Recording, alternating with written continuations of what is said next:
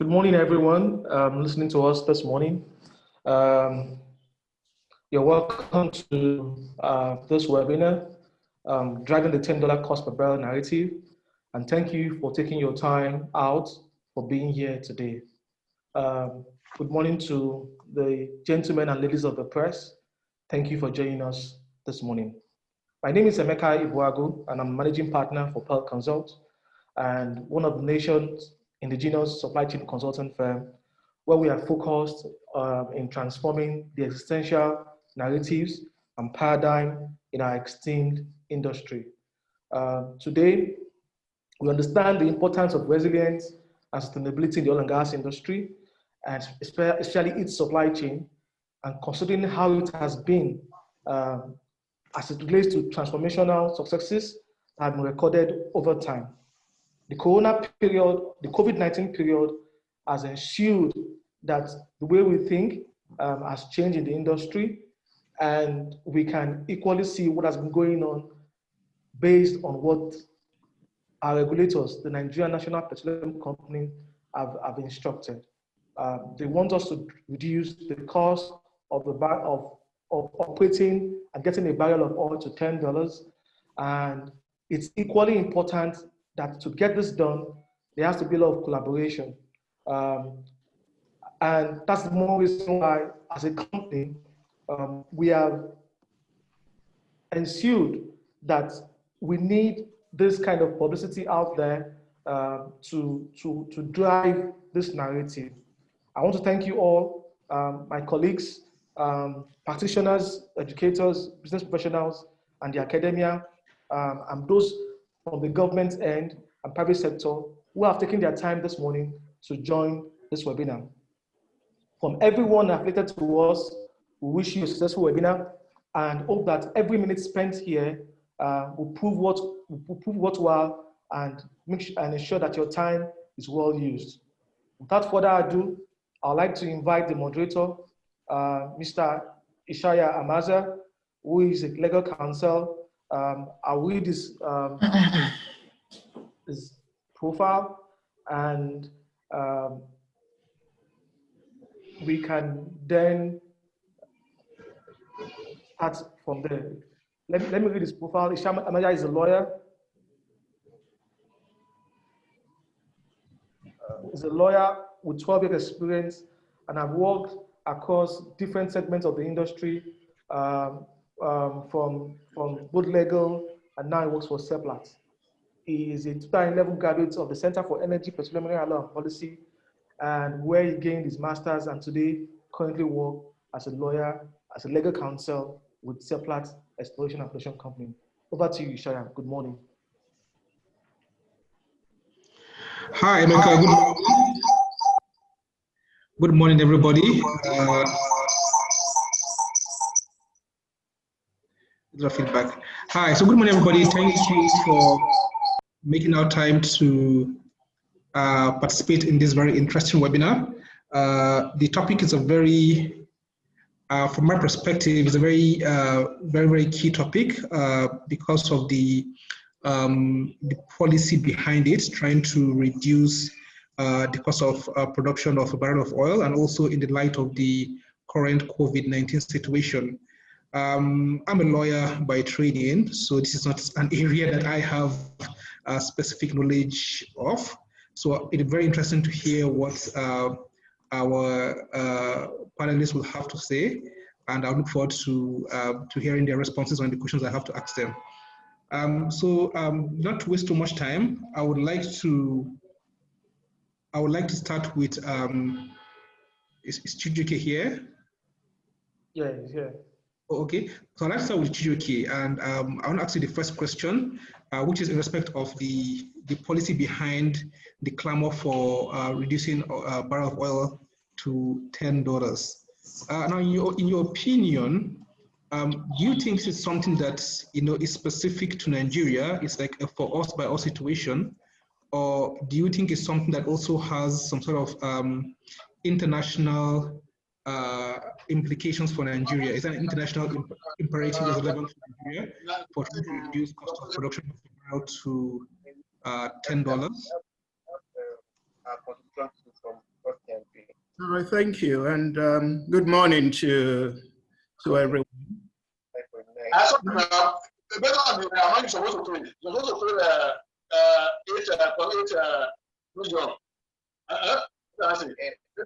pay 8 million. And the operator mute, you're not speaking. $1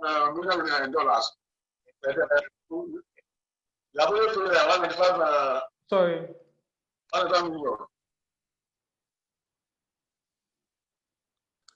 All right, thank you. Now, with regard to the imperative or the directive to reduce cost to $10 per barrel, and whether that is something that is localized to us in Nigeria or it's internationally relevant. I would say that it's definitely internationally relevant. We all know what has happened during this COVID pandemic. And even before COVID, we had a situation where there was already an oversupply of crude. So before COVID, there was already a situation where there was oversupply. And then with COVID, you then had a situation where there was a significant reduction in demand. So that was a terrible situation to be in. Now, I think the way to look at this is capital would flow to wherever you have the highest risk-adjusted return. Now, if people in other parts of the world are able to produce a barrel of crude for a certain amount of money, if I'm an investor, I will invest in the places where the production of crude, taking into account the associated risk, investing in that place, gives me the highest return. So very often you would hear people say that, Nigeria is too big to be ignored. And then they point to the fact that all the majors are in Nigeria. And to some extent, this is true. We have the 10 largest oil reserves in the world. We certainly cannot be ignored. We have the 8 largest gas reserves. So nobody can ignore us. But the issue is not whether we're being ignored or not. The issue is we have to be sufficiently attractive for people to want to invest in Nigeria. So if we don't do something to reduce the cost per barrel, then there will not be very much new investment coming into the country. And that's part of what we have already suffered for several years. So it's definitely important, definitely relevant. Now, with regard to the specific target of $10, I don't know how we arrived at that target. I know it's something that our leaders started mentioning maybe 5-6 months ago as an aspirational target to be achieved by the end of 2021. However, I would say that I've not heard any well-articulated plan on how this is to be done. And I've not really seen any significant industry stakeholder engagement where everybody can get together, sit in a room and say, okay, this is what we want to do. All the key players are there and trying to figure out how can we make this happen. So stating a target without the necessary engagement and the articulation of a plan of execution, my concern is that this will be the same as many of the targets we have stated in the past or many of the visions that we've had in the past. On a lighter note, we've had Vision 2000, Vision 2020, where in 2020, none of these things have materialized. Now we have a target of $10 oil by the end of next year. This is already October, and we're still at about $30 per barrel. So there is work to be done. But to your specific question, how relevant is it? Is it for us, by us? No, I would say that it's much broader than that. Thank you.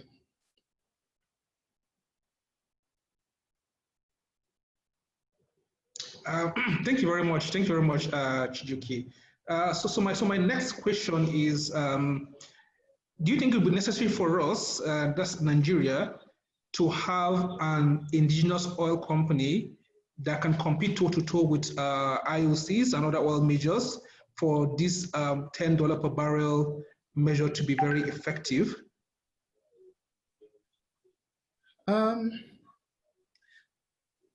So I think my response to that would be, it's twofold.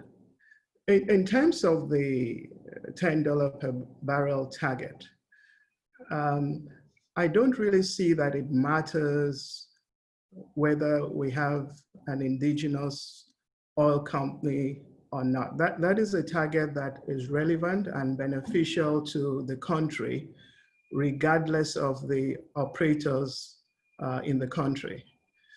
However,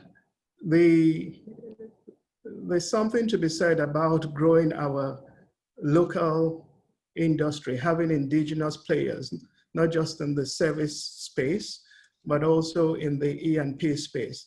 I mean, it would be a thing of pride if we see the likes of Sahara, of Oando, or different players like that get to the point where they're even playing beyond the Nigerian market and playing on a regional or global level. It doesn't have to be the state-owned oil company that grows to this extent. So I think what we should also be doing is to support local enterprise, not necessarily government-owned enterprise, to be able to thrive, to grow beyond being national players, to become international players. However, that target of the drive to reduce the cost of crude is something that is relevant, regardless of, is it international oil companies that are producing extracting and producing the crude? Is it the national state company that is doing that? Or is it independent E&P companies that are doing? At the end of the day, the lower the production cost, the higher the profit the companies would make, and the more tax they are able to pay to the government, regardless of where they fall into this mix. Excellent. I think we just lost Ishaya there. The next question would be about what we should do as a nation. Should we rather focus on cost optimization or cost cutting? What do you think to drive at this $10 per barrel? Is it a matter of reducing cost or optimizing cost? I mean, that's an interesting question. I would say it's more of cost optimization, because I think inherent in the concept of cost optimization includes the idea of cost reduction. It's just that it's cost reduction that is focused on doing things in a way that maximizes value creation. So if you just tell somebody, reduce your cost by 40%, the person can, across board, reduce headcount, can reduce spending in different areas, but those things can have a long-term detrimental impact on the business or even the objectives that we're trying to achieve. But then cost optimization is more a case of how can we make every dollar that we spend create value for us and help us achieve the goal that we want to achieve. Now, there's the often referenced Rystad energy report, where it indicates that the cost of producing 1 barrel of oil in Nigeria is estimated roughly $29. Of course, you get lots of different figures depending on who you're speaking to and so on. But that report compares the cost of 1 barrel of crude in Nigeria compared with the cost of 1 barrel of crude in Saudi Arabia. So it's $29 compared to $9 in Saudi, and $21 for non-shale oil in the US Gulf of Mexico. Now, if we're speaking about cost reduction or cost optimization, I think it's important to understand, first of all, what goes into the cost of crude, so that we can understand how should we even approach this target that we're given. Is it only to try and cut input costs, or is there a more strategic approach that we should be looking at? Now, if you look at the cost of a barrel, it's usually broken down into about 4 categories. So you have the capital expenditure, which comprises usually of the expenses to secure and develop and extend the useful life of your assets. So this would also include the well engineering, the well drilling and completion costs that fall into this category. And then of course you have the production and the operating costs. And these comprise of costs associated with the daily operations to bring hydrocarbons to surface. And then you have the administration and transportation costs. And these administration costs are, of course, the business overhead costs, personnel, office costs, and such admin-related overhead costs. And then you have the transportation cost, which is essentially the cost of moving the hydrocarbons from the wellhead to the sale point or to an export terminal. And then, of course, you have the gross taxes. So this is a breakdown of the costs that go into the cost per barrel. Now, if we want to do things in a strategic manner, what we should do is to look at each of these categories of costs, compare them with other regions of the world where they are doing things in a more optimized way than we are doing, and figure out how are they achieving that, and what are some of the things that we can do to achieve some of those results that they're achieving. I have not really seen any comprehensive study that anybody has done to say this compares with Saudi and this is what Saudi is doing, and if we do X, Y, Z, we can be more in line with what the Saudis are achieving. Because some of these things are not like for like comparisons. You know, so for example, if you look at Saudi achieving $9 per barrel, oh, fantastic. But most of the Saudi wells, like virtually all, are onshore. And so the cost of producing an onshore well is very small compared to producing an ultra deep water well. You know, so armed with that knowledge, for example, we should then be asking ourselves, where should we even be focusing in terms of extraction of hydrocarbons? In the last few years, we've been focusing on deep water, which is fine for me. I'm a deep water services provider. But in the interest of the country, is that really where we should be focusing? Especially when you realize that out of the $39 billion of proven reserves that Nigeria has, 55% of this is actually onshore. So 55% of this is on land and in the swamp. So if most of what I have is on land and in the swamp, and I can produce cheaper on land and in the swamp, even with the security risk associated with onshore production, because even with the security risk associated with onshore production, we can produce a barrel of crude for something in the region of $15 or a little less, as opposed to producing offshore for much higher. So part of what I should then be asking myself is, shouldn't I be focusing on altering the production mix? Because that in itself would significantly impact my average cost of producing a barrel of crude. Even if I don't save money anywhere else, and I just decide to be a bit more strategic about where I focus. Now, the marginal field bid round is a welcome development because if that goes well and people will become active in these marginal fields, then it will address some of what I'm saying. But then again, I'm still concerned because you know that in 2003, we had a marginal field bid round and there were fields that were given out between, I think, about 2004, 2005. Now, if you go back and look at all those fields that were given out at that time, more than 50% of them, nothing has happened with them.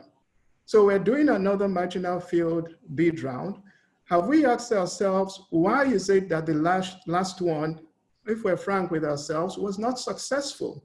What are the lessons that we need to learn so that this one that we're doing is going to be much more successful and we'll be able to produce crude at a much cheaper level? So definitely it's cost optimization, but then even when I'm talking of cost optimization, it's not necessarily even saying that, oh, you're looking at your current supply chain structure and saying, what can you optimize there? I'm looking at it even more from the perspective of, are we investing in the right place? Are we focusing in the right place? And I think that is actually more fundamental and a lot more key to achieving what we're trying to achieve. Thank you so much, sir. That's a fantastic response. And just the last question, you shed so much light, which we would reiterate during the summary of this webinar. The last question, sir. $10 per barrel or $40 per barrel. Would we be alive and thriving as a sector in the next 40 years based on how we manage our costs today? I really hope so, because I've invested long-term in this industry, hoping that we'll be around for a while. So it's on the basis of understanding that the industry has a long-term outlook. You know, regardless of what the price of crude is, for nations like ours, until we significantly diversify our economy, we're going to have to keep drilling, we're going to have to keep producing, we're going to have to keep selling crude. And even when we do so, we're going to have to keep doing all of that. Now, if we don't optimize our costs, like I said at the beginning, what then happens is capital goes to other places. So what you find out, for example, for many years, the government has said they want to target an increase in our reserves to get our reserves to 45 billion barrels, if I remember correctly. But for the last 4 or 5 years, we haven't increased our reserves at all. And we're producing, so our reserves are being depleted. So we haven't done very well there. And there's going to be the need for additional spend, because to increase your reserves, you're going to have to spend money to do additional either exploration or additional development drilling, okay? And if the outlook is such that it is not cost effective to do that in Nigeria, then the IOCs will take their money and spend it in other countries. So that's the challenge that we have. We don't have the luxury as a country anymore to think that we are the only player in Africa, not even in West Africa. The IOCs are increasingly spoiled for choice.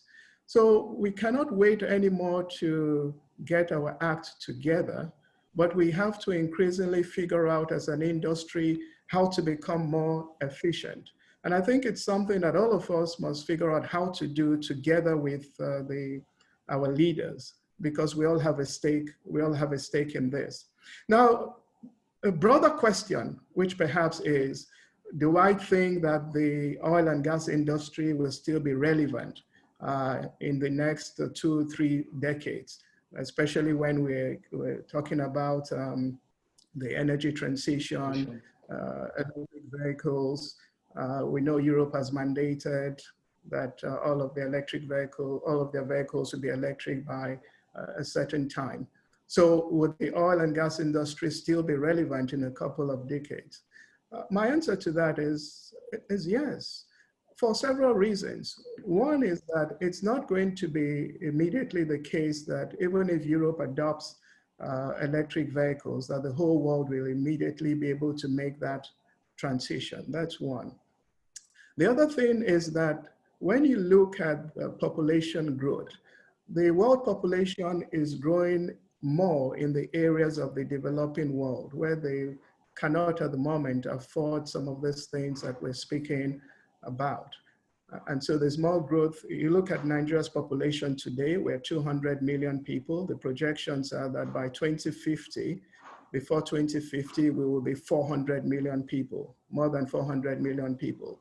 So in terms of population, we'll be behind perhaps only India and China. And so you have that demand that will come from our population growth. There's also the aspect that we need to understand that there are other things that come from crude. It's not only diesel and petrol.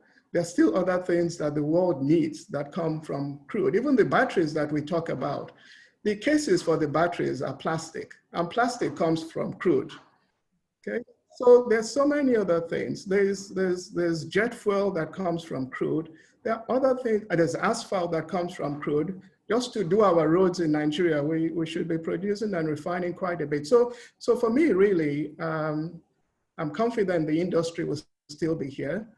I'm hopeful that we would actually get our act together too, because there's a sense in which, for me, there's a more urgent imperative to sort out our refining capacity. If you were to ask me to say which is more important, sort out your refineries or achieve 10% crude, I would say sort out the refineries first. For me, it's more strategically important to this economy and to this country than this $10 barrel that is being given to us. Thank you. Thank you so much, sir. Really appreciate your time. Gentlemen of the press, you heard it all from Mr. Chijioke. Three things I would say: we need to invest right in the segment that gives us more competitive value. Number two, the oil industry will remain a long-lasting industry even in the next 40 years. And lastly, what he said is that we should rather focus more on optimization than reduction. Thank you so much, sir. I really appreciate it. The next panelist that we have is Mr. George Kobani. George Kobani will be speaking to us as it relates to security and the security costs of a barrel of oil in Nigeria. So let me read George Kobani's profile. George Kobani is the Senior Regional Director for Sub-Saharan Africa for GE. He joined GE in 2015 to support the expansion of GE's footprint in Sub-Saharan Africa. He's played a critical role in managing the security implications of the company's extensive growth across the region. Prior to joining GE, George was Country Security Manager for offshore drilling operator Transocean. George also worked for Control Risk Group London as a risk analyst, Africa, and as an economic advisor in the Nigerian presidency between 2001 and 2007. He holds a master's degree from Dundee with distinction, and is also certified project manager and certified protection professional. Over to you, George. Okay. Hello, Emeka. Thanks for the invitation, and my greetings to everyone on the seminar. Okay, so Chijioke has really provided fantastic context, fantastic overview of the key issues that we're trying to speak about here. Starting from the very first question, which is, what exactly is the basis for this $10 price? But to his point, I don't know if it is how empirical that is. I don't know exactly on what basis we have set that benchmark. And, if it considers the local issues that we face, it considers the technical issues, the production issues. It's a good question. However, my remit in this seminar is to talk about one very, very significant And I would say among the key producers or the largest producers, it's almost unique to Nigeria. This is the issue of the security cost component, as an element of our production cost. It's unique in the fact that while the other countries do have to put in certain levels of security and incur certain levels of security spend, over time it's been very, very, very significant in Nigeria, and I'll kind of give you a few reasons why. Emeka, do I have control over this? Yes, you can. Go ahead. Okay, let me see. Am I controlling this?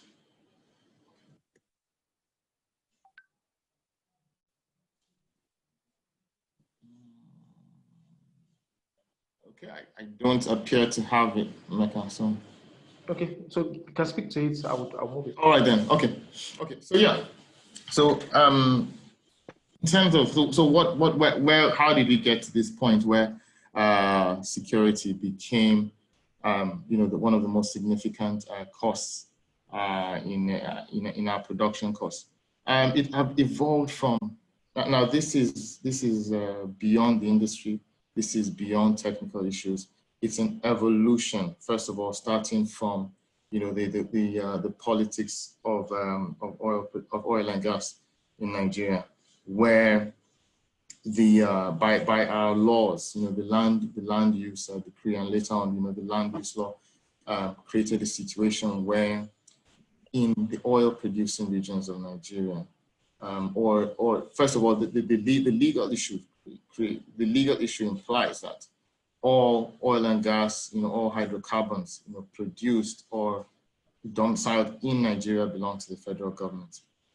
And what that implied was that the people in whose land, these oil and gas reserves and hydrocarbon reserves are produced or are found, had very, very little say in how these oil and gas resources are exploited and how they are produced. And while there were several initiatives to ensure that the people, now let's just be very specific, the people in the Niger Delta region, while there have been several initiatives to try to make sure that these people are get some level of reward for the production of oil in their localities. There have been a number of agencies that have tried, development agencies that have tried also to satisfy the development needs of those people. It's still, at the end of the day, in 2020, we still are not there for a number of reasons. And over the past 20 years, especially with the coming of democracy, several governments have made efforts to see how that level of participation at the local level could increase. But at this point, we still have not gotten to that level where there's enough local or sufficient participation. And that over time created a lot of agitation, created what we now remember to be the militancy phenomenon, where youths in those areas were taking over production facilities, were vandalizing pipelines to be able to access these resources, and were actually sabotaging facilities for the purpose of either hurting production or getting some kind of consideration from the government. I think we're all familiar with that situation. But the response, and the question is, was this the right response? The response was that the producers, the oil companies, as well as the governments who was losing revenue, decided that it would be a security solution to a social problem. And they stepped up spending on security. They stepped up. They moved in a number of government security forces into the regions to make sure that production continued. This implied a lot of cost. Beyond government security, the companies themselves also had to had to also undertake a number of measures themselves. And then if I go to the next slide, and typical of this kind of security spending were the kind of things that we had. A number of companies, and as well as even the national, the state oil producer, had to embark on pipeline security contracts. The companies producing offshore and in swamp regions had to embark on, or had to hire, marine security escorts. Even for companies to move their crews, when they arrive from, from their home locations and moving them to the rigs, they had to have on-land security escort teams to move these guys safely. Within the production facilities, whether offshore, onshore, in the swamp regions, they had to maintain a very, very significant presence of government security agencies. I mean, there are a number of the multinationals that, that are still producing today that have almost a full, barracks of government security agencies just to protect their administrative and their production facilities in the Niger Delta region. Significant number of government security agencies that could have been used for law enforcement and other things are being used to protect, oil production facilities. The companies also had to, especially in the earlier days, hire very expensive expert security contractors. And sometimes, and when I'm looking back, I've been in the industry for a number of years. I recall back then that we used to have people that were, I mean, these are, we put it mildly, mercenaries that were coming from, war-torn regions and were coming from conflict zones to, provide security in this region. And I found it, quite ironic, and I found it quite, disheartening that we had to bring in that level of manning, that level of personnel, to protect, what should be, or to continue to perpetuate what should just be an economic activity that everybody should be part of.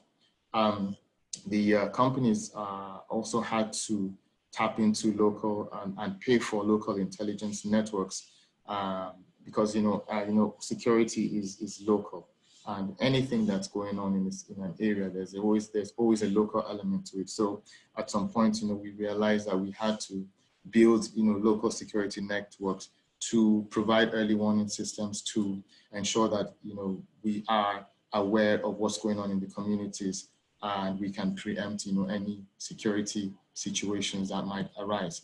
Aside from the government security agents, the companies had to also pay for private security guard forces. This is corporate security guards to guard their facilities, guard the administrative offices, and all of that. Then on top of that, most companies at some point now had to have an in-house security infrastructure, and sometimes to the level of management level chief security officers and area security advisors covering different aspects of their business, big security departments. So all this, guys, all this security infrastructure costs money, costs a significant amount of money, and some of it, and a large component of it is in Forex, and certainly, this is a cost that, like I said, the top 10 producers, among the top 10 producers, I'd say maybe, aside from perhaps the Gulf states, maybe Iraq, Saudi Arabia, who also have some level of security spend. The other Western producers, Asian producers, don't have this cost element of of any significance at all. So this is this is very, very significant, at a significant cost to our production. How have the majors responded in terms of as the price of crude fell? How have we responded in terms of trying to reduce that security spend? Well, a number of companies just gave security departments marching orders that, considering the lower prices, we could no longer afford some level of security, and these companies just gave marching orders for departments to cut spend on security by 30–50%, over the past years. How have we been able to do this, or how have most companies been able to do this? The biggest cost item that has been impacted is mainly in headcount. They've had to reduce the number of people being applied to the security function. They've had to renegotiate previously really lucrative contracts with security services providers. But in doing that, like next slide, in doing that, it has it has created gaps. So as a response, and considering the fact that we asked all the companies and security partners within the companies realize that for the companies to remain competitive, they have to look for better ways and look for how to, look for more, they had to look for better ways to optimize security costs. And how have they, been doing this? They've been looking at things such as collaboration within the industry. Good enough, unlike many other, or like the business side of the oil and gas business, security is one area where we have no restrictions to collaborations and to synergies. For example, when I worked with Transocean, the offshore driller, we had a number of industry bodies where CSOs or security managers from all the majors regularly sat down together, and the drillers and the contractors sat down together to share information, share notes, share best practices. And that has, it's mutual assistance, and it has been able to help everyone, or it was able to help everyone to better manage. And, rather than having cost duplications, structure duplications, functional duplications, we essentially were able to manage some information networks, manage, engagements with community folk in different regions, all of that. So collaboration, has gone a long way to reduce, siloed spending on security. We've also looked at how we can use standardization. I mean, what is the basic standard for providing a marine security vessel? So over time, learning hard lessons from incidents, the companies have been able to understand that, these are the basic requirements for applying security, for example, in an offshore field. So all these are lessons that we have learned, from experiences and benchmarking and, working together. We've also had to, as a matter of course, engage with government security agencies, particularly the Navy, the police, the DSS, to better provide us with security. In Nigeria, the government security agencies are the only people, in the country that are licensed to bear arms and to carry weapons. So unlike other countries and like other jurisdictions, we have to rely heavily on the competence and collaboration of government security agents to be able to work properly. We've also done things such as operational discipline, making sure that we execute properly, making sure that our systems are reliable, and just going through a continuous improvement process. And I think security has moved from just people, guys and guards at the gates, to having to apply security as intelligently as possible. And that has, in some ways, been able to reduce security spend. But again, to finalize, we are still very, very far. And I often tell people that I wish I was not a security manager. I wish I was a business development manager or a marketing manager, because security should not have to be such a significant element of this business. And unfortunately, that's where we are today. But I hope that in the longer term, as Chijioke mentioned, we still have a very long way to go in this industry. I hope that in the longer term, we begin to address the political, the social, and the economic issues that have caused a security situation in not just the oil producing regions, but in the country as a whole.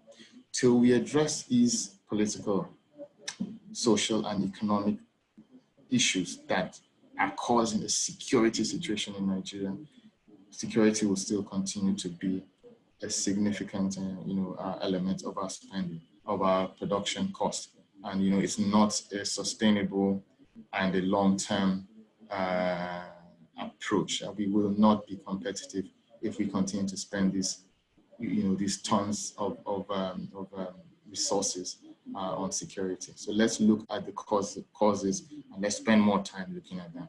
On a very, very local level, this, to give you a local example to wrap up, where you have I've been approached by a number of people who are trying to buy marginal fuels and interested in investing in marginal fuels. And what they keep on saying is that, okay, you know what, we've seen the technical issues, we know we can manage the production and the technical issues, but where we don't really understand what to do, where our investors are worried about, and where we are worried about are the community and security issues. What do we do? It's always a very, very complex answer, because these security and community issues are always as a result of legacy issues by, first of all, the previous owner of the fields, what they did, what they didn't do, how they managed themselves, and what is the current situation with the communities today. It's a very, very complex problem, and it's a problem that deters investment, because people, like they understand technical, they understand production, but the community and the security issues exacerbates them. Until we solve and begin to really, really look at the larger, longer-term solutions, it will continue to be a significant issue. So thank you, Anaka. Thank you, Judge. Just to ask you just two questions from your presentation. With an Army, with a Navy, with Air Force, Secret Service, the Civil Defense Corps, how can today's oil and gas producers guarantee value to their shareholders without having to diminish in value due to the expensive security infrastructure we have to cope with? Is this not a chicken and egg issue or scenario?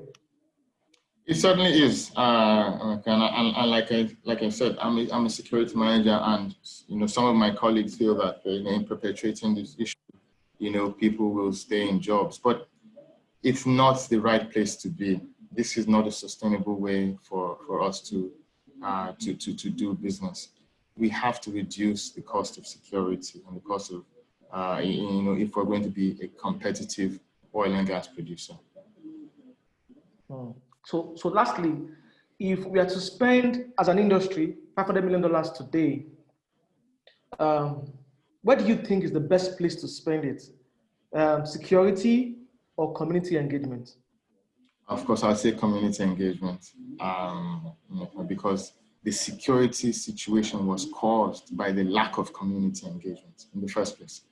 So this involves engaging with the community at a very sincere level, engaging with the community with open hands, engage with the community without an agenda. And like some companies have done this successfully, engaging with the company and making them stakeholders in the production or in the business of oil and gas. If a community is a stakeholder, is a shareholder in that in your production, they will ensure that you don't incur costs. They will ensure that production is not halted. They will ensure that your costs remain as low as possible, so that by the time they're supposed to receive dividends, they will receive the highest possible dividends. So investing not just money, but investing in relationships, in community relationships, in community structure, in community development. That is the best way to spend money. Then, when you've done all of that, if there are any outliers, then, you can now spend a little money on security to take care of those outliers. But security should not be the solution. That's all. Thank you, Judge. Thank you very much. For our participants, and there's a question segment that if you want to ask any of our panelists any question, you can go ahead and write your questions. We'll ensure have adequate time to answer them at the end of the conversation. Our next panelist will be Mrs. Grace Titi Fredson. She will be speaking on supply chain in industry. How do we address supply chain as it relates to managing costs? I would read Grace Titi's profile now. Okay, wait. Okay, so Gostiti is a wife, a mother, a technocrat, a philanthropic, motivational speaker, and a politician with over 18 years of experience in the upstream oil and gas industry at various strategic and operational levels. Her experience spans through project management, commercial and supply chain aspects of the upstream oil and gas industry. She has vast experience in setting up controls, policies, process, and procedures for new contracts and procurement organizations, which she effectively did when she worked at Total, at Seven Energy, and at South Atlantic Petroleum and Belema Oil. Today, Gostiti is the AGM for contracts and procurement with Nekonde Energy Limited. She holds a BSc in agricultural economics and MSc in project management from University of Calabar and University of Wales, respectively. She also has a master's in law, international commercial law from the University of Salford.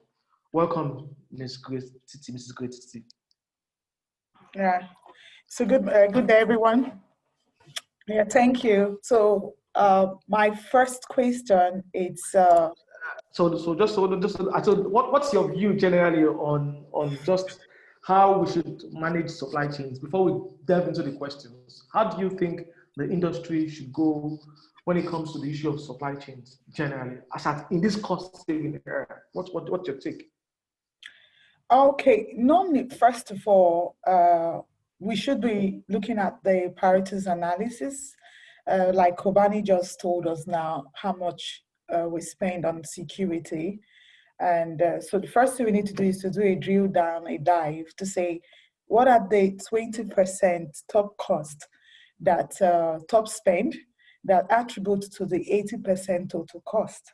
So as a supply chain specialist, that's the first thing I want to look at. Because I know a 5% discount, a 5% cost optimization on that 20% has a five times multiplier effect.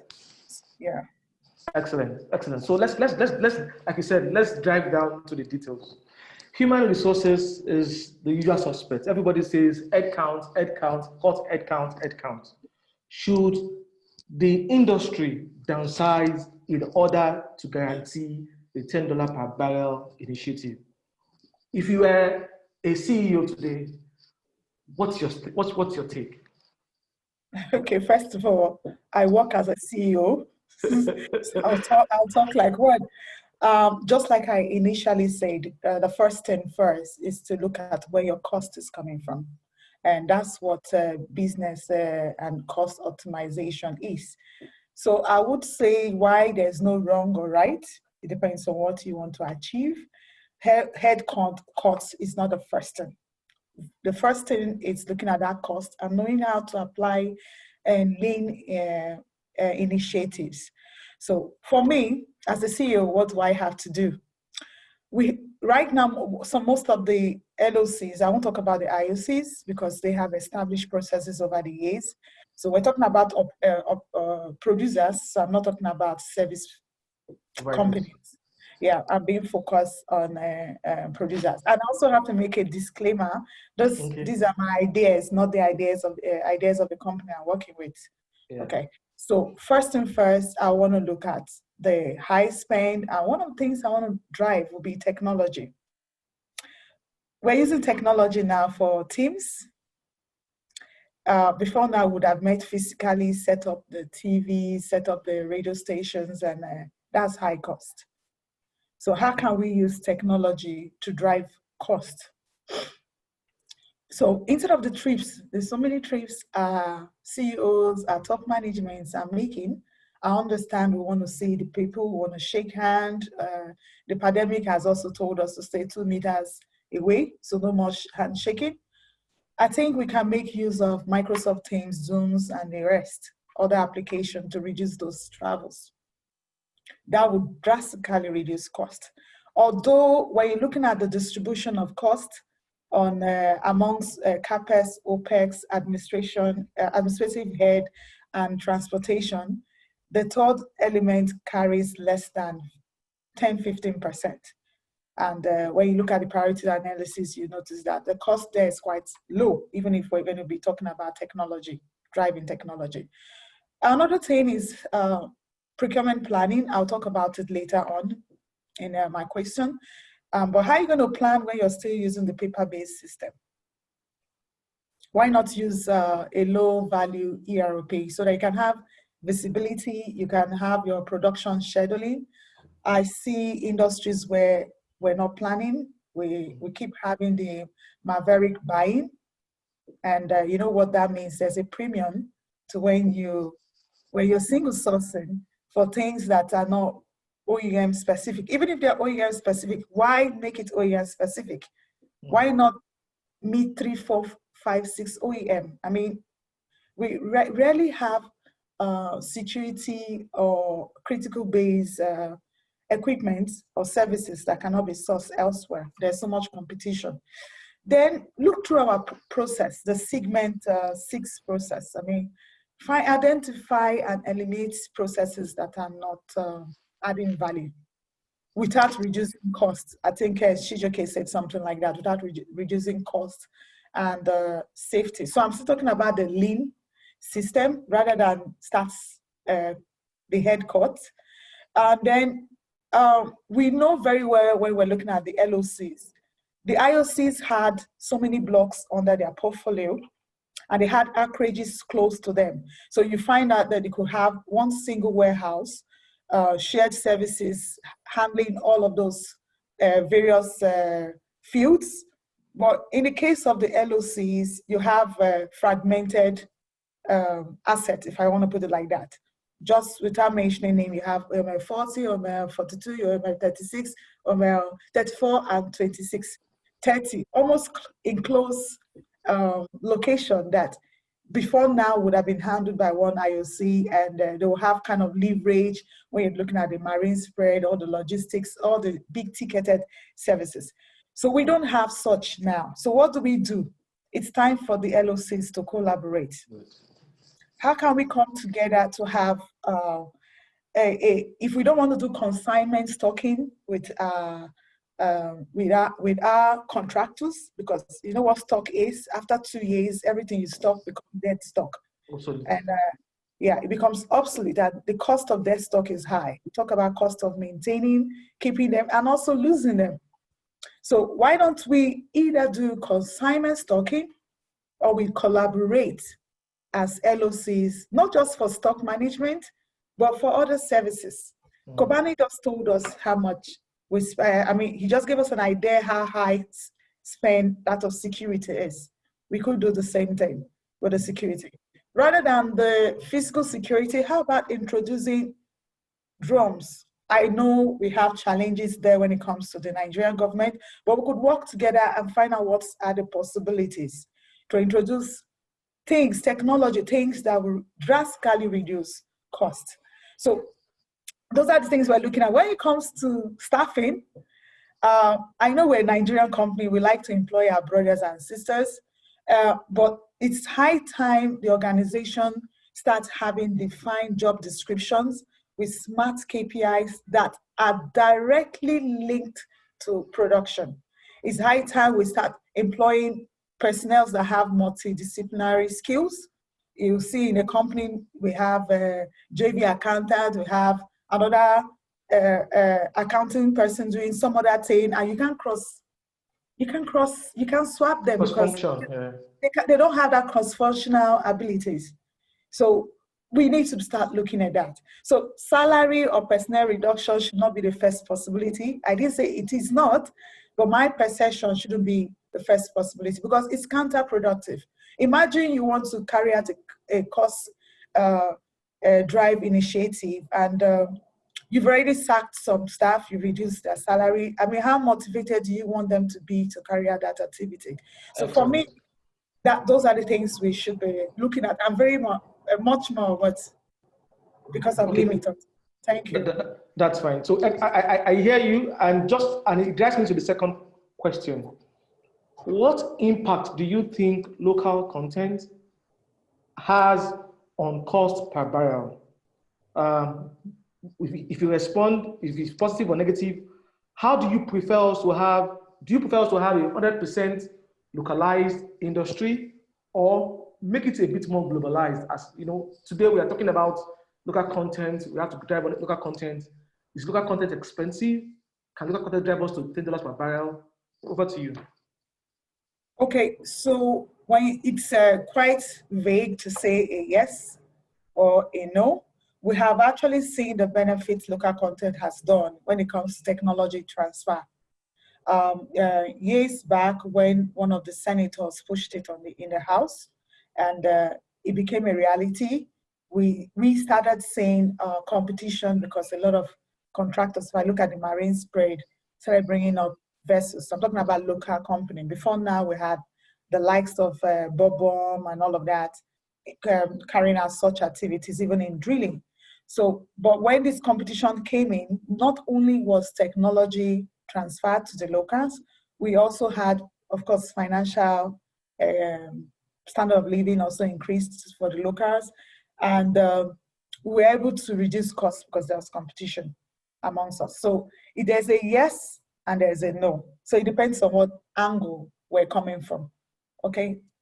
So the second question is, would I rather prefer my perception for us to be 100% local content, yes, or to be globalized? Yeah. Everyone wants to be globalized because I'd rather our companies go out of the shores of Nigeria and also carry out activities just like those other foreign investors came into Nigeria. There are a lot of developing countries. We are a bit advanced when it comes to development, okay?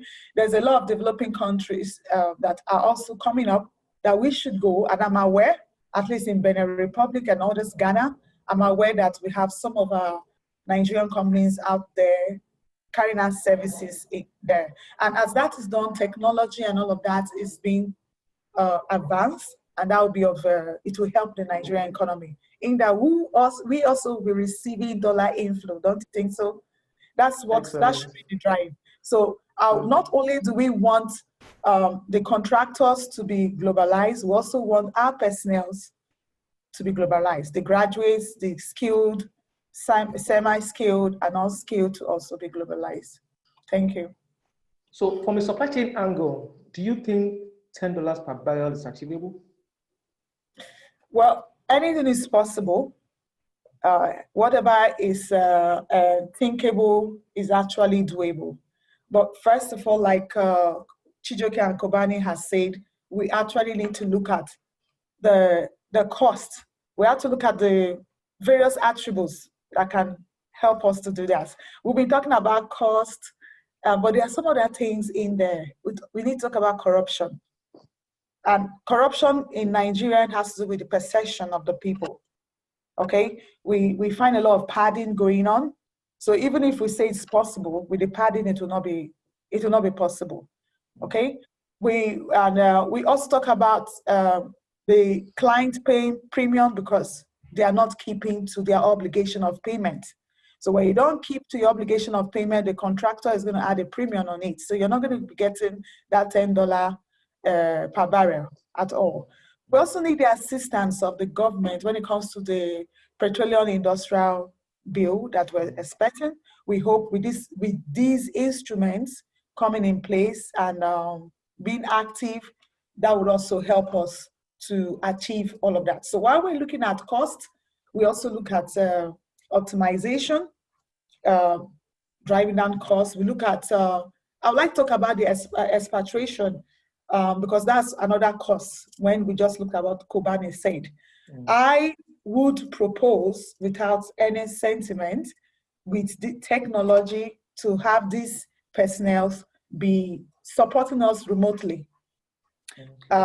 Yeah, it's happening already in the US. I have a lot of job offers coming in telling me it's remote support.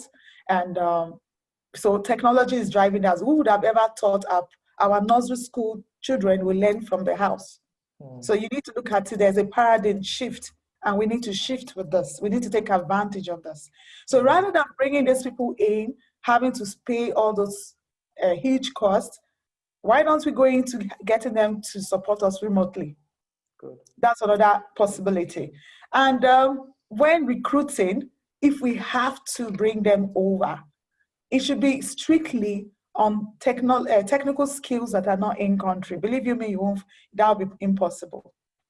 You tell me you have somebody like Chijioke and you want to bring in someone to be the MD or CEO of that company. You just heard Kobani. So Nigeria is blessed with a lot of skills. I mean, all the skills. Then how about bringing in our locals that are abroad? I mean, our locals that are very skilled. And I mean, we see them on TV and everywhere on newspaper. They are the best in the country. This time we need them to be the best in here, in country. Then we look at having a defined roadmap. I believe in the mentor-mentee.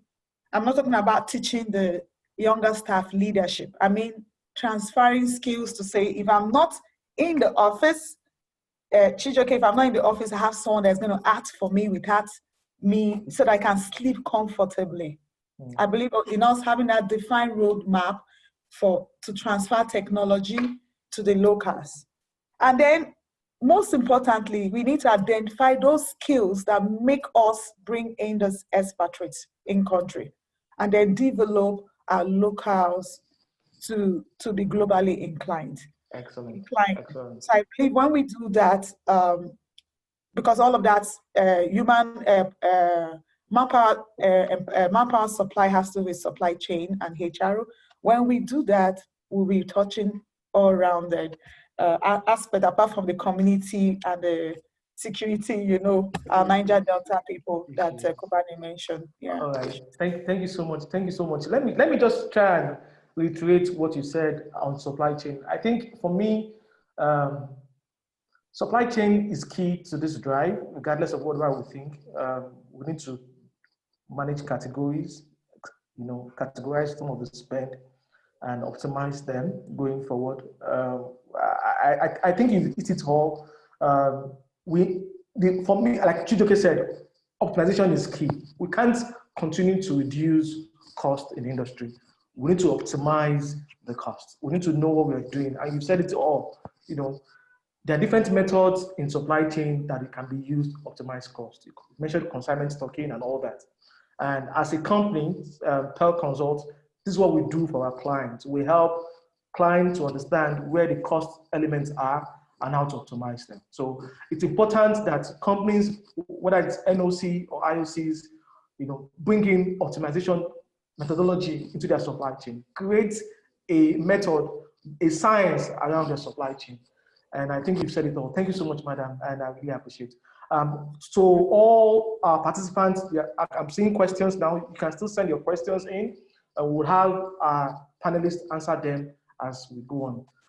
The last panelist for today is Salisu Isiaq.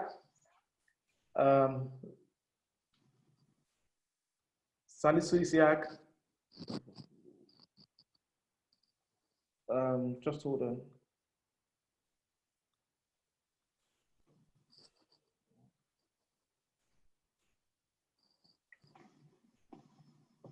Okay, Salisu Isiaq, let me just read his profile to everybody. I'll bring it up later. Okay, excellent.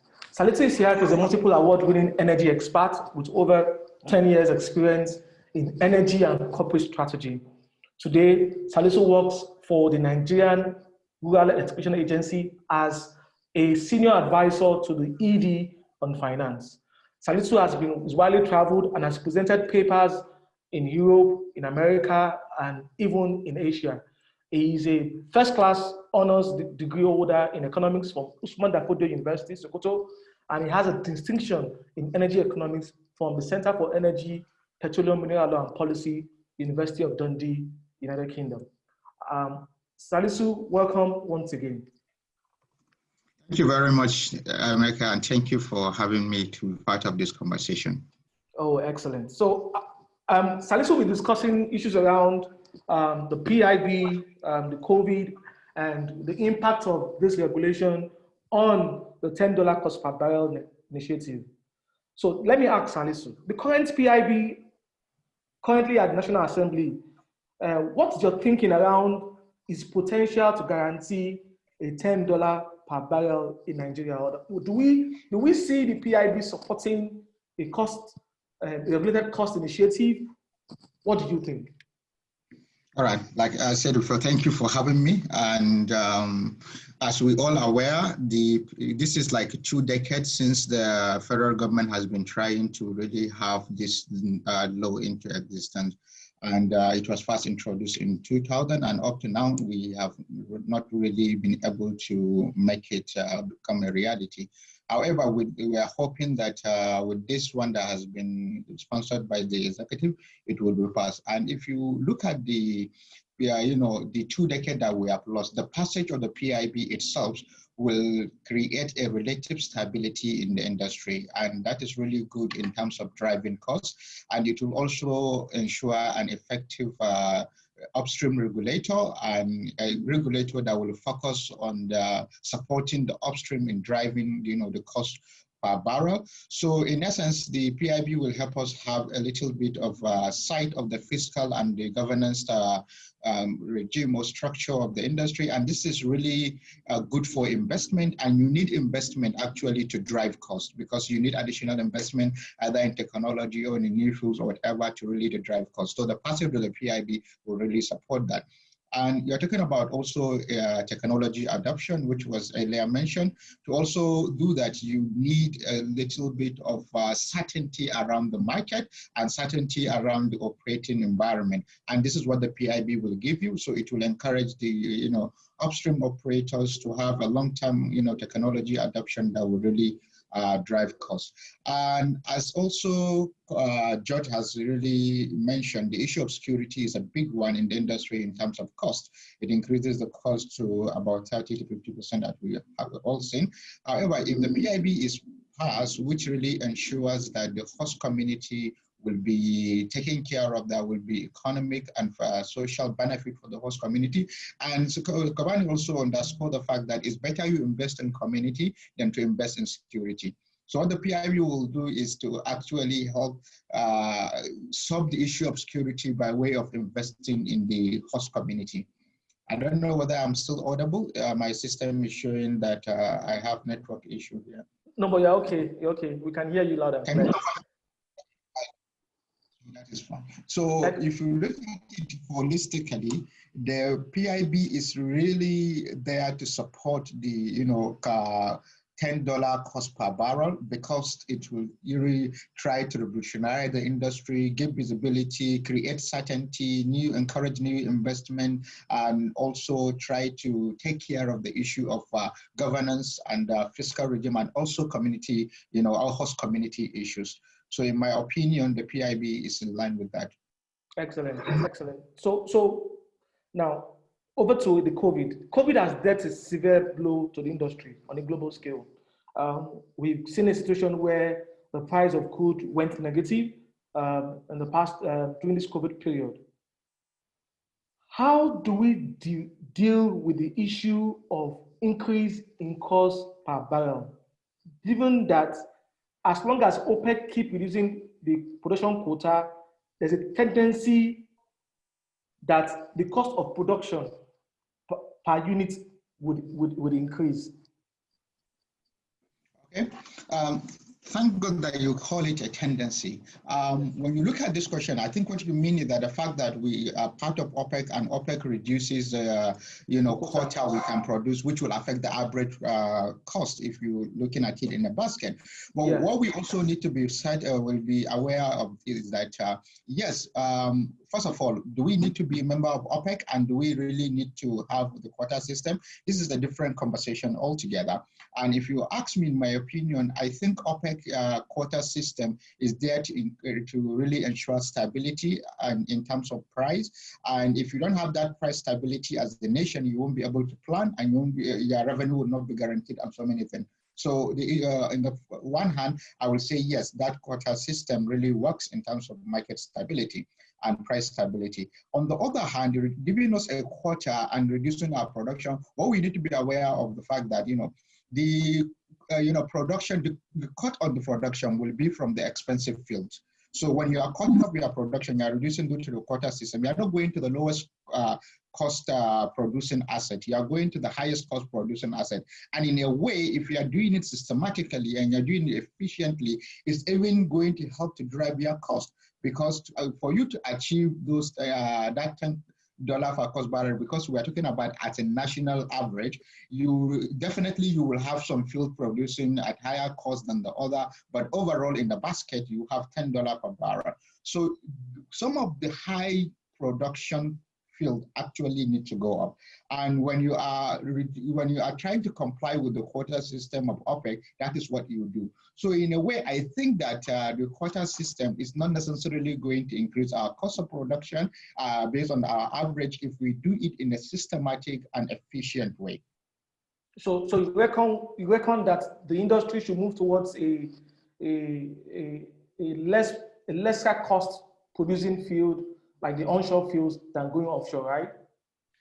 Yeah, yes. It also depends on the price of crude. If the price is encouraging you to go through a higher cost, then fine and good. But what we are saying is that in a low price environment, what you need to really check out. You can see when the OPEC, if you look at the Chevron example, for example, the way they reduce their cost of production because of the fact that there is a low demand for oil. They started with the shale fields, so they reduced the high cost of their producing assets, so that they will be able, the other fields will be able to really accommodate the reality of the crude oil price. So, but if you are producing, even though there are issues of restarting, when you want to restart, what is the cost and so many other things. But in another sense, what we are saying is that the reduction of the fields, or to comply to a reduction, you go with the higher cost field. When you are reducing that, if you are looking at it in a basket,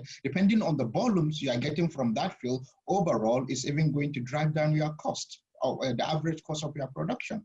Excellent. So I think on that, if you do it systematically, it's even going to reduce your. So the quota system is not there to stabilize or to increase our costs. It's actually there to support the price stability, to support the government and other oil producing companies' revenue, and to also make sure that the market remains stable.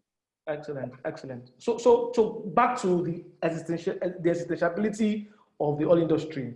With the advent of electric vehicle, Tesla and all vehicle makers have said that this is the beginning of the end of the oil industry. Should we be worried as an industry? As an industry? Well, I think to give a short answer as to, what we call it. Chidoke has said is to say, we really don't need to be worried. We have been hearing about the peak of oil for many decades, and I don't feel that the renewable energy is there to really support the global energy demand.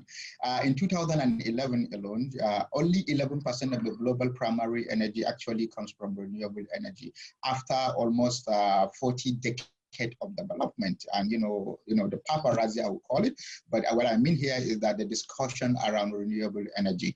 So I think that yes, the world is moving towards green energy, and is being undermined by environment, and also the issue of climate change, which basically is the environment. But what I feel is that the renewable energy wouldn't be able to support the energy demand, given what Chidoke has also said, that we have population growth, population is growing, and they need more energy, and you are even having this population growth in environment or regions where they really have low income and they cannot afford this new technology we are talking about. So yes, there will be complementary services between the green field and brown field. The green energy and the brown energy. Here I mean the oil and gas. But oil and gas, will remain relevant for the foreseeable future. And I think that in the next 50 years, we will still have reason to use oil, because we need to power the growing economy and the growing population. Excellent, excellent. Thank you, Salisu. Just to reiterate, Salisu is the country chair for Future Energy Leaders, a division of the World Energy Council, the Global Energy Council. Thank you, Salisu, once again. So thank you. We are seeing the questions are continuing to increase, and I'm going to quickly share 3 or 2 questions. I'm going to start with Bajide Talabi, and it says this is for Chijoke Akukuma. Where do you see gas in the overall future outlook of the oil and gas industry, particularly with the advent of new developments and processing technology? Over to you, Chijoke.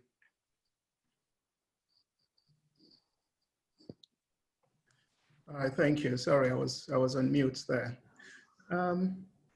If you don't mind, before I answer that question, I would like to make 1 or 2 comments to highlight a few things that we've already discussed. Okay, sir. When we talk about production levels and the impact on cost, and the point that my colleague just spoke is spot on. But I also wanted to draw something to our attention. You take a country like Norway.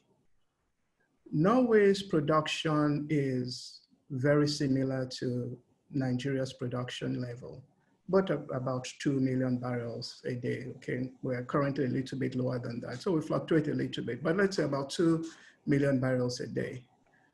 The cost of producing 1 barrel of crude in Norway is about $29. So there's a 30 to 40%, it's 30 to 40% cheaper to produce crude in Norway than it is in Nigeria. That is an indictment on us as Nigerians, because that makes absolutely no sense for several reasons. Most of the production in Norway is in deep water, harsh environment, where by definition, you need to spend more money on each well to be able to achieve the results that you're looking for.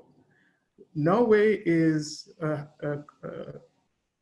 developed nation where right now the minimum wage in Norway is about $22 an hour, which means that the person on minimum wage in Norway, when he starts work, before he goes on his lunch break, he has made more money than the person on minimum wage in Nigeria will make for a whole month. And yet, they are able to produce crude 30 to 40% cheaper than we produce in Nigeria. We have a serious problem. And Graciti spoke a little bit about that. So when we have problems that continue for a long time that we don't solve, and we have some low-hanging fruits that we don't take care of, it tells you that there's a structural problem that certain forces want to keep that way because there's a status quo that benefits certain systems. And so as Nigerians, at some point, we also need to come and tell ourselves the truth, to say, if we're going to make the strategic progress that we need, certain structures need to be dismantled, because what we have right now makes absolutely no sense. There's absolutely no way we can explain or justify why our production cost is more expensive than a country like Norway, even when we take into account the security situation. And then to add to that, like George says, if we sort out the security issues, that's where we should be focusing on. Not to come and tell me that I should reduce the cost of my services that I provide to an IOC by 40%. How am I going to do that? You know, so what we've had is a knee-jerk reaction that has no strategic foresight, as it were, where it's just being cascaded down. So somebody tells the IOCs, reduce your cost by 40%. The IOCs come and tell me, you reduce your cost by 40%. Where? How? Already operating at a level that was essentially not even breaking even. We have a banking sector that you cannot get funding from at competitive rates. You want to borrow money from a bank here, it's going to be 15, 20%. And then we're competing with people that are borrowing money at 3 to 5%. Where do you want us to reduce the money? So even if we reduce headcount, that doesn't account for it. So we need to really look at these things properly and do the right thing. We know the right things to do, but I struggle sometimes to understand. So for example, you also have a situation where there are uncoordinated trusts. So on the one hand, it said reduce your cost by 40%. On the other hand, we have a memo that comes out from a regulatory body saying you cannot lay off anybody without their permission. How? How does that work? Then at the time that we're talking about reducing costs, we also have agencies that are looking to increase the fees and the licenses that we pay and the contributions that we make to the funds. How does that work? So there's a discord, as it were, a lack of consistency in what we're saying and what we're doing. And we need to sit around the table and discuss some of these things if we're going to make progress. Now to the question that was asked, I think that's, in fact, that's something that I failed to mention earlier. And this is also a blessing for Nigeria. Because even if we say that oil is not going to be relevant, which I think is still going to be in many years to come, there's nobody who would be able to say gas is not going to be relevant. And the truth is that Nigeria is actually more of a gas nation than an oil nation. We have the 8th largest gas reserves in the world. You know, so also from a strategic perspective, what we should be doing is investing a lot more in gas infrastructure, which we currently are not doing, because that's really the way for the future for us as a country. Even if the price of crude goes down, we should be focusing on gas, both for our domestic purposes and certainly for the international market. Thank you. Thank you so much, sir. There's another question from an anonymous to you. It says, you mentioned the preference for rehabilitation of the refineries over the $10 cost per barrel targets. How can refineries help us in this cost-cutting initiative? We don't understand. Thank you. It's not so much that it would help us in the cost-cutting initiative. That comment was made more from the perspective of why are we cutting? Why is there the initiative to cut costs? The initiative is because we want to create more value. The initiative is because the government wants to be able to balance its books. It wants to create more revenue to be able to balance its expenditure. Okay, so we're selling a commodity, and then we're busy importing a refined product. Again, this is one of those things that make absolutely no sense. So what we should be, and it's not as though I was looking at something between 1993 and last year. If you look at how much we've claimed we've spent on refineries and turnaround maintenance, it's over $6 billion. And every time somebody comes and says, we're going to fix the refineries, it's going to work. And it never happens. We keep pumping money into these things. So it's not even a case of fixing the refineries as they are. It's a case of solving this problem. And I remember there was a report, a panel headed by Kalu years ago, where there was the recommendation that this thing should be privatized. But again, there was pushback and it never happened, and we keep pumping money into we're destroying value. So my point is, when we're looking at things holistically, what we should be asking ourselves is, where should we be focusing our attention? The amount of pressure that is being put on the oil companies and the service companies to cut costs, in my view, is counterproductive. If that time, attention, and pressure and will is focused on sorting out our refining capacity will be 10 times better than we are than trying to reduce cost to a $10 barrel. So that's the point I was trying to make. Okay, excellent, excellent. And over to you, George. This question is to you, George, from Chooks LLG. How do you manage the community engagement funds when most representatives are oftentimes self-serving? Over to you, George.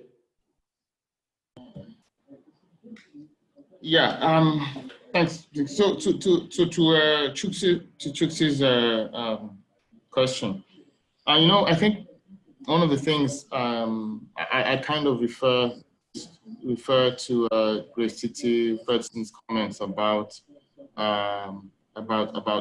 corruption and the fact that we have to recognize that it exists in this whole system. The thing about it is that you know, as economists and you know engineers, you know, it's hard to mention because it's hard to measure, and it's hard to measure a person's intentions. It's hard to measure a person's motivations.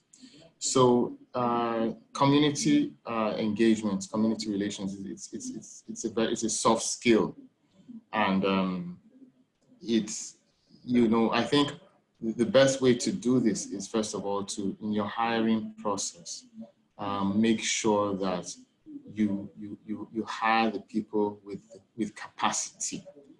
You know, that doesn't sound like a very straightforward answer, but if you hire people in your engineering department with capacity, you hire people in your security department with capacity, you hire HR people, operations people have capacity. So it also follows that for you to have an effective security and community engagement, you must hire people in your community affairs department with the capacity to act with integrity, with capacity to act with due diligence. I say that's the best thing, because it's not a precise science. You can't say, you know, to achieve this result in community, you must put in this and these and this and these, you know, components. It doesn't work that way. So ensure that, you know, you get people with proper capacity and good, you know, and from that capacity should follow, you know, competence. A community manager will do things in a way that he knows that his performance is being measured. He understands the, you know, the basics of KPIs, and he will act with more integrity. So I hope that, you know, I hope that. Okay, that's fine. To hear from there's a question also coming to you as well, because I think. Okay, Grace. Maybe I may not take that question, but I'd like to hear the panel. Studio and Grace Titi may also want to contribute, but that is my view. But I'm not sure if I've answered it as thoroughly as it should. But I'd like other views. Okay, Grace, over to you.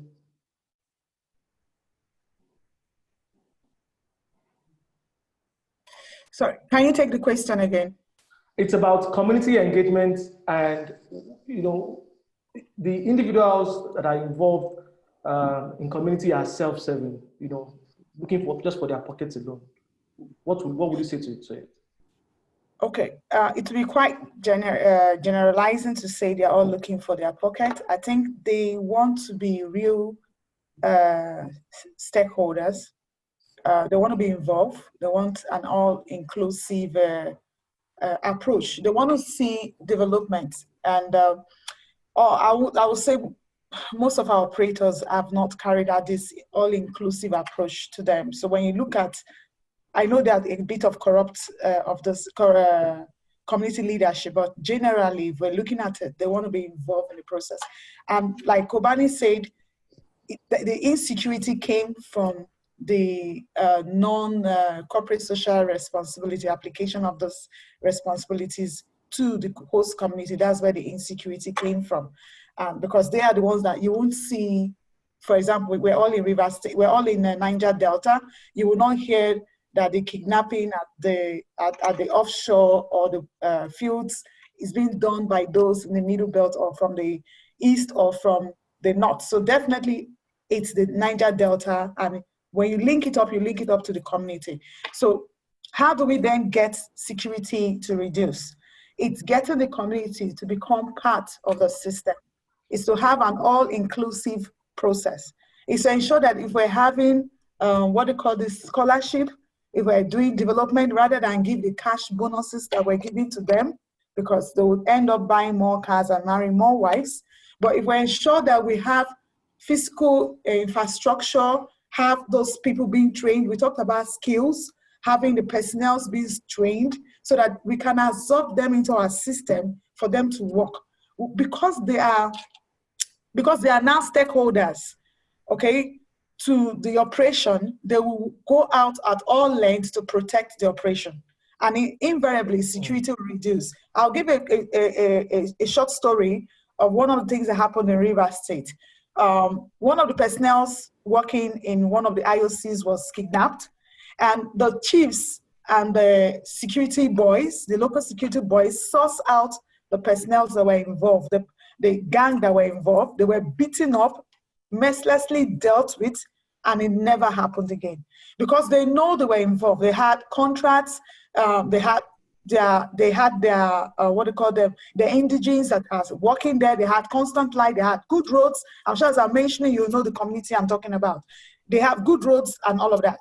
And they have scholarship of their children going abroad and the local schools in Nigeria. So they did not want any disruption in any way. So because they were all stakeholders. So I think when we talk about corporate social responsibility, it has to be an all-inclusive approach, because that will drastically reduce the not just security, it's also going to reduce the sabotages we're having. We have a lot of pipes vandalization going on so that the community can demand for spillages, pollution of their water, plants and all of that, the land and the air.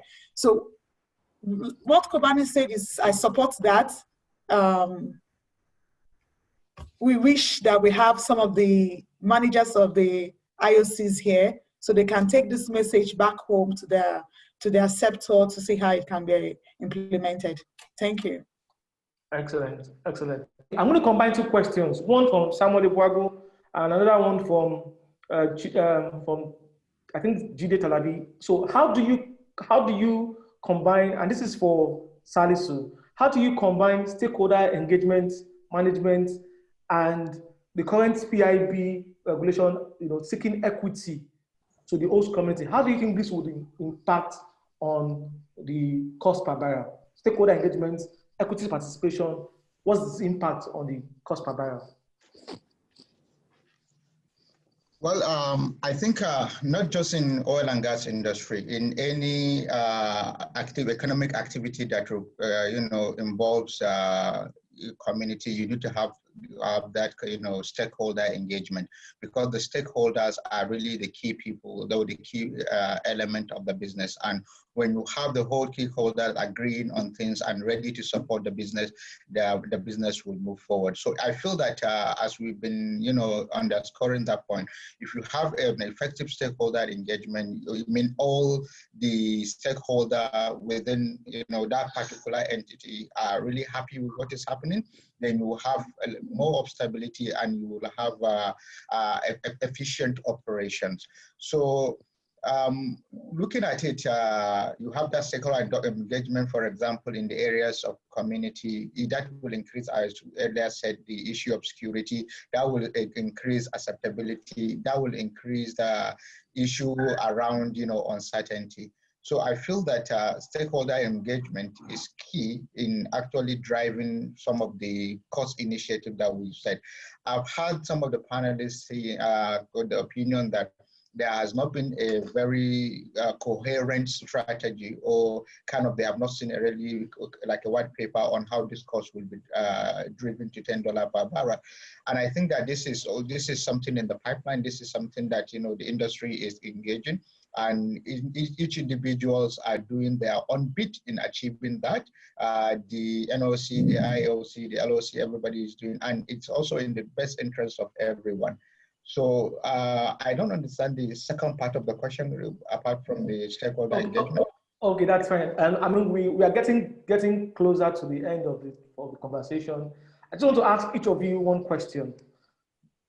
Just in 30 seconds, do you think the current push by NNPC it's a good one. Is it a push approach or a pull approach? Let me start from Salisu. You go ahead.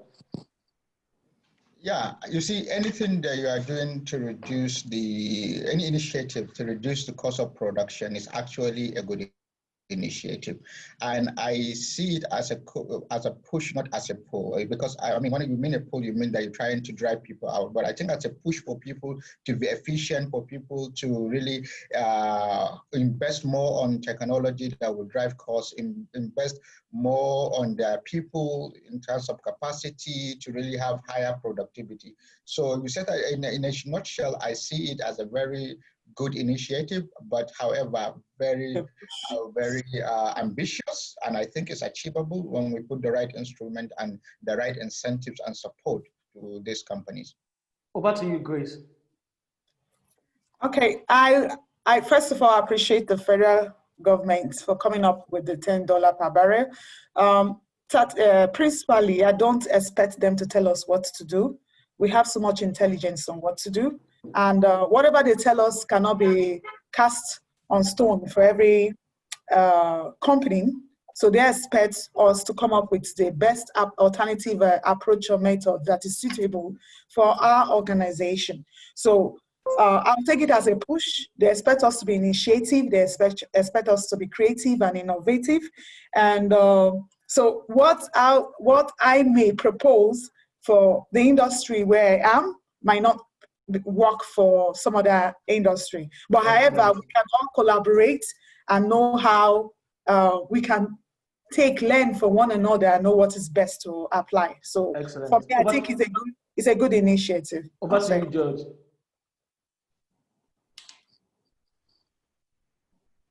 Over to you, George. You are muted. All right. Hi. Okay. So, well, I'm looking at both